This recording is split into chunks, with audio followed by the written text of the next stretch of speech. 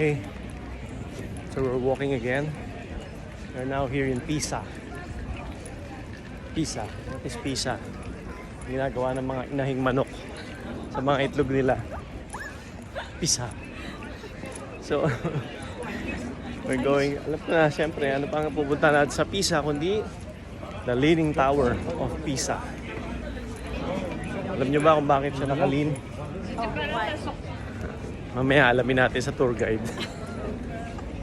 Oh, no? Ang ganda pala. Right here under this lamppost at 65. So an hour in the square. If you guys have the tickets, you guys know where you are. You guys Ganda know naman where to pala find eh. it, correct? No doubts about that? Okay, so ayan. The Leaning Tower of Pisa. Ginagawa ng magpapakuha kami rito mamaya nung tinutulak ang tower. Tulak natin ang tower, Han. Para mamagas maganda. Tulak-tulak sa power. Mga estilo. Kanya-kanya estilo eh, no? Dito tayo banda, maluwag oh.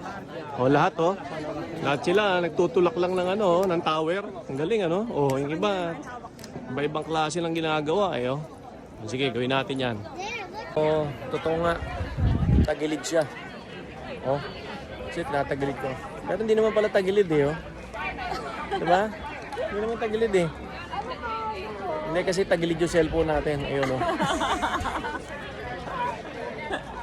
Ayan, hindi na tagilid. Oh. Hindi na tagilid, di ba? Pero pag gano, yung not totoo. Oh, yan. Pagka totoo, yan.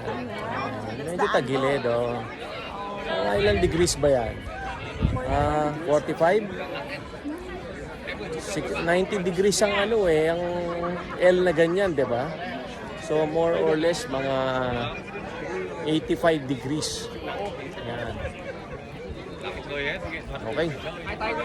Ready na yun. Ganda raw dito sa Leaning Tower of Pisa. Sabi ng tour guide. Dahil mandurukot. Kaya huwag kang tatanga-tanga dapat dito. Walang tatanga-tanga. Okay. Sa Pisa Tower.